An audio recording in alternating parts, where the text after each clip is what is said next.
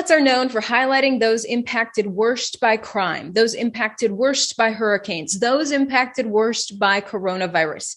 But people whose lives have been forever changed after taking vaccines are shunned and ignored. When I was at Fox, my bosses told me not to cover the deaths of those who have taken the COVID-19 vaccine. The CDC is now reporting nearly 3,000 people have died after vaccination so far. There's too much to get into on some of these deaths to know what other factors people had. The deaths are not what we're talking about. We don't want to put everything out there, have everybody be scared to death of everything because, anything has potential risk. So now that I've left Fox, I think it's the right thing to do to let people see what Fox didn't want them to see, the untold stories of the pandemic. And one of them is the story of Ernesto Ramirez and his dad, Ernest, in Edinburgh, Texas. God told me it was always me, you against the world. They came out where the Pfizer was safe for children. Phase 3 clinical trial showed its vaccine was safe and 100% effective in 12 to 15-year-olds. I waited some time, and I kept hearing more advertisement about, it was safe for the teenagers. For 16-year-old Brianna Justice of Brooklyn, a shot of hope. No worries, as long as it's a Pfizer. 16 and up, now eligible for the vaccine. So I said, okay, we don't go anywhere, but still he's going to have to start school, so I took him. Where did he get the shot? He got the shot at DHR hospital. They went to the park a few days after he got vaccinated. They went to the park down the street. She said they were playing basketball, and he was running, and he just collapsed, They called me screaming. They were trying to do CPR. The police officer happened to be there, and he was the one trying to do CPR. They couldn't do anything. He got the shot April 19th, and then he died April 24th. Yes. I watch NBC, the news. I would always keep up with that to make sure. Did you know that the vaccine was still in trials, being studied? Not really. I believe what they were saying. They were saying, no, it was perfect for the kids. There was no issues. 2 or 3 weeks later is when they started coming out. CDC started announcing about it being, affecting children having enlarged hearts. CDC is investigating more than 300 cases of painful heart inflammation in young people after they were vaccinated against COVID-19. The CDC said the higher rate of cases occurred especially among young men. When this happened to me, that's what they put on his death certificate. He passed due to an enlarged heart. He was healthy. Ernest says it took about 3.5 months of waiting, even getting a lawyer involved, before a copy of his son's autopsy was finally released to him. So finally, magically, the report came out. It came through. Did it mention the vaccines at all? Or? No. It did confirm Ernesto died of an enlarged heart, also called cardiomegaly. I called the hospital where he was pronounced dead to get some answers. We haven't heard anything of it in the marketing and PR office. No word of a death after vaccination at Edinburgh Regional Medical Center. And when they double-checked and confirmed that is where Ernesto died, they wouldn't get into details. We can't talk about privacy issues. So I tried speaking in generalities. Has your hospital dealt with any COVID-19 vaccine-related deaths? As far as I know, we have not. And has your hospital dealt with any COVID-19 vaccine-related injuries? As far as I know, we have not. And is your hospital actively looking for and recording that sort of case? That's information that I'm not sure. I can look into it, I can ask, but again, as I said, when we get the cases as they come in. And in this case, it was an emergency case, and so it was treated as a trauma case. To me, this is murder. Somebody has to answer to it. Did you file a VAERS report? No, I didn't even know about that. Ernest says he'd never heard of VAERS, the CDC's Vaccine Adverse Events Reporting System, and he hasn't gotten anywhere when trying to get answers on the Pfizer shot and his son's death. When I call for anyone, I get to run around. I emailed the governor no response. I Texas called- Department of State Health Services? I called them. They transferred me to 6 different people, and finally I ended up at a voicemail, which I left my name and number, and to this day I haven't been contacted back. He was a healthy kid. I mean, there was nothing wrong. He played baseball since he was 7 years old, and then they start announcing that it was worth the risk. The benefits of getting vaccinated far, far, far outweigh any of the potential risks or side effects. It wasn't worth the risk, not to me. None of this was worth my son's life.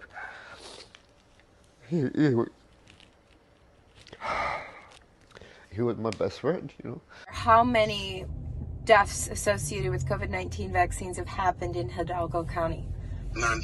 None. As far as I'm aware, none. No. We've given almost 1 million vaccines. Would you be able to do an in-person interview after? Yeah, absolutely. The dad says he's struggling to get through to anyone, that the state won't get back to him on this. He should call me. He should call me. Here it says he has extensive, acute, and chronic scarring fibrosis. So we know he has a process going on a lot more than 4 days. That's not to say that the vaccine didn't contribute, of course, because you can always exacerbate an underlying condition. Yeah, all that means is his heart's enlarged, but it didn't tell you why. He has left ventricular hypertrophy, which means that the muscle of his heart had gotten large, but that could be from the blood vessels themselves. Well, he got his heart checked every year. Yeah, but when you do a school physical, which is the extent of it, you don't really get your heart checked.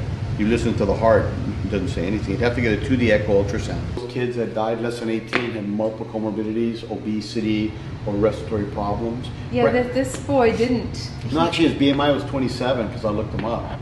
So his BMI was really high. If it's the same child that was running, apparently he was sprinting and he collapsed, hit his head, and arrived dead on arrival to the hospital. You're saying he was obese? Yeah. This boy was not. This is him, and this is him after he died. Doesn't look obese to me. Yeah. He looks, to go back.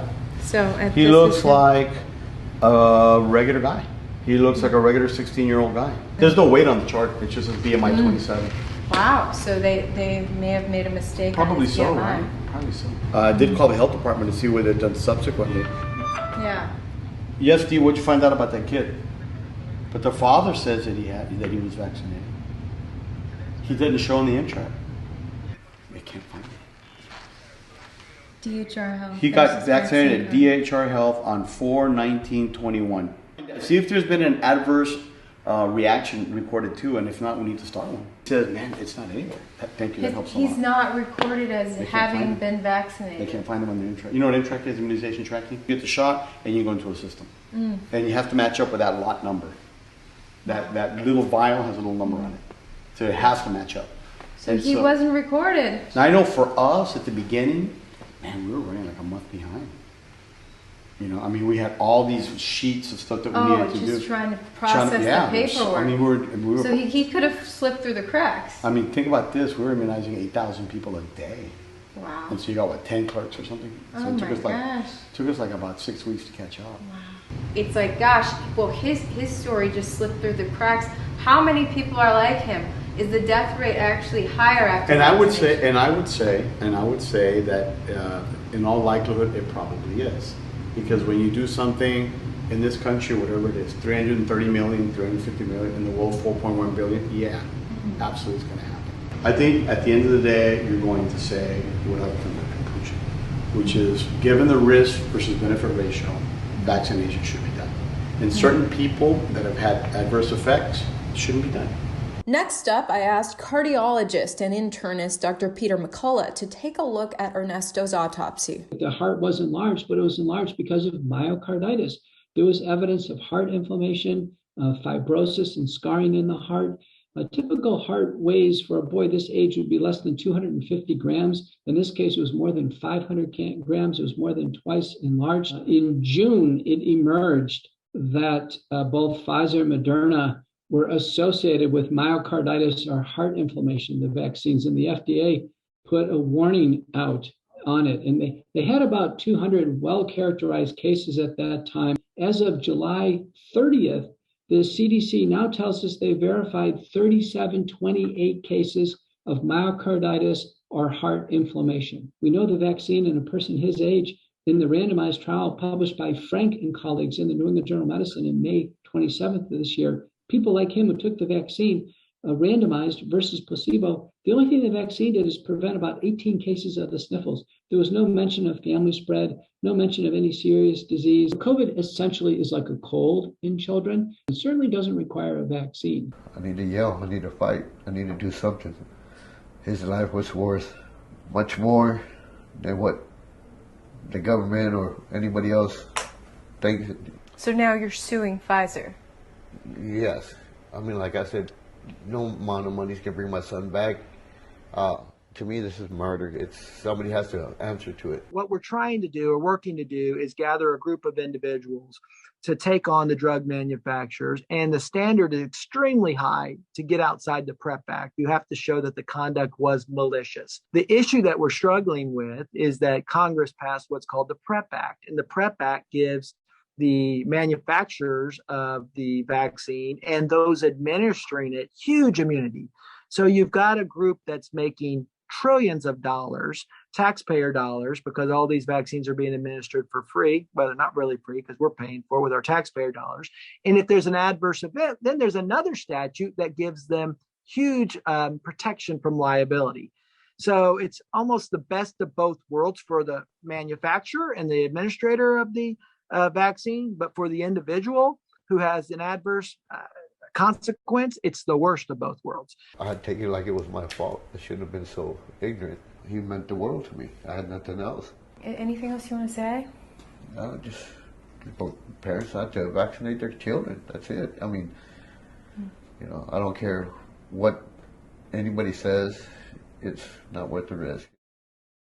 The FDA's website says if you have a severe reaction to the Pfizer shot, first go to your hospital. Then it's a good idea to call the vaccine provider. Also, document what happened to you on the CDC's VAERS database. That's VAERS online. If you're not getting anywhere with that, reach out to attorney Jared Woodfill. He is gathering a group of patients who've had severe reactions or death to try to go up against these vaccine manufacturers. As for Ernest, he is planning a trip to DC to tell his son's story. If you want to support him, you can go to his GoFundMe called Junior's Voice. As always, you can send me your story ideas and feedback.